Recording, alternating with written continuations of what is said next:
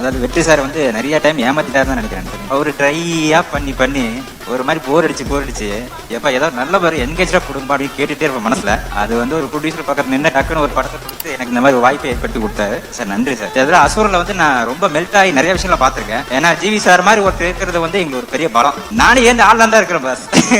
ஆனா இது ஆடுனா தப்பா சொல்லணும்னு ஒரு பயம் இருக்கு. ஐயா அண்ணா நீங்களா சேதோண்ணா அண்ணா நல்லா இருக்கீங்களாண்ணா? சூப்பர்ண்ணா ரொம்ப ஹாப்பிண்ணா நீங்க வந்தது. ஆண்ட்ரே மேம் உங்களுக்கு இருக்கு. இதுல பாருங்க இந்த பணத்தை மாத்தீங்களா? தலைவா மாத்துங்க. அந்த பிக்சர் ஒண்ணு இருக்கு. பணம் தலைவா இதான். இது மாதிரி உங்களுக்கு வந்து கொட்டும் சரிங்களா? வாழ்த்துக்கள்.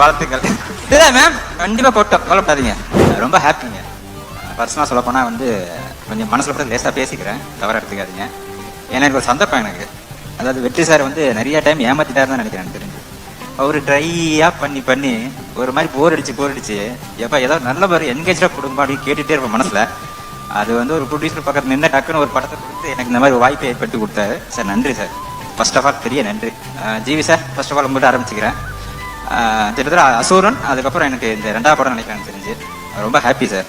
கிட்டத்தட்ட அசூரில் வந்து நான் ரொம்ப மெல்ட் ஆகி நிறைய விஷயங்களை பார்த்துருக்கேன். அந்த தனுஷ் சார் வந்து காலில் உள்ள ஒரு சீக்வன்ஸு இன்ன வரைக்கும் எனக்கு வந்து ஒரு ஃபேவர். திட்ட வந்து அந்த பீஜத்துக்கு ஏன் அப்படி சொல்கிறேன்னா, சார் ஒரு ரிசர்வல் சொன்னார், ஞாபகம் இருக்கு எனக்கு, அதை நான் சொல்ல வரல. ஆனால் அது வேற ஒரு டியூனில் மாற்றி ஒரு விஷயம் பண்ணீங்க. இன்னை வரைக்கும் அது வந்து கிட்டத்தட்ட வந்து ஒரு எப்போ போனாலும் ஹார்ட் மெல்ட் ஆகுது சார். அந்த பிஜிஎம் வந்து பார்க்கும்போது வந்து நீங்கள் ஒரு பக்கம் தூக்குனது, இந்த டைம் வந்து மாஸ்கையும் சேர்த்து தூக்கிருக்கீங்க எங்களுக்கு. ரொம்ப ஹாப்பி. ஏன்னா ஜிவி சார் மாதிரி ஒருத்தர் இருக்கிறது வந்து எங்களுக்கு ஒரு பெரிய பலம். அது வந்து கிட்டத்தட்ட வந்து எப்படி சொல்லலாம்னா ஒரு எனர்ஜிங்க. பாட்டு பார்க்கும்போது தெரியுது நமக்கு. நானே ஏன் ஆள்லாம் தான் இருக்கிறேன் பாஸ். ஆனா இது ஆடுனா தப்பா சொல்லணும்னு ஒரு பயம் இருக்கு சரிங்களா? ஐயா அண்ணா நீங்களா சேதோண்ணா அண்ணா நல்லா இருக்கீங்களாண்ணா? சூப்பர்ண்ணா ரொம்ப ஹாப்பிண்ணா நீங்க வந்தது. இல்லைண்ணா நான் இதை பார்த்துட்டு அந்த சாங் ஆடுறத மைண்ட் என்கேஜா மாறிடுச்சுண்ணா.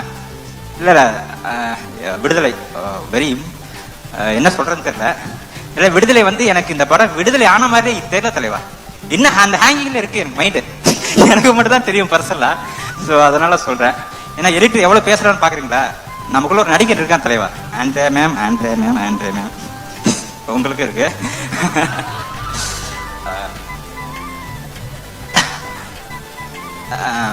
மேம் நீங்க ஒரு பெரிய அவதாரம் எடுத்திருக்கீங்க. இதை ஒரு பெரிய கேப் ஆயிருக்கு நினைக்கிறேன் தெரிஞ்சு. ஏன்னா கிட்டத்தட்ட மனுஷன் ஒரு படம் பண்ணிட்டு பெரிய கேப் ஆச்சு. அந்த கேப் எதுக்குன்னா உங்களை இந்த சேஞ்ச் பண்றது தான். 100% தெரியுது எனக்கு. கிட்டத்தட்ட வந்து எப்படி சொல்லலாம்னா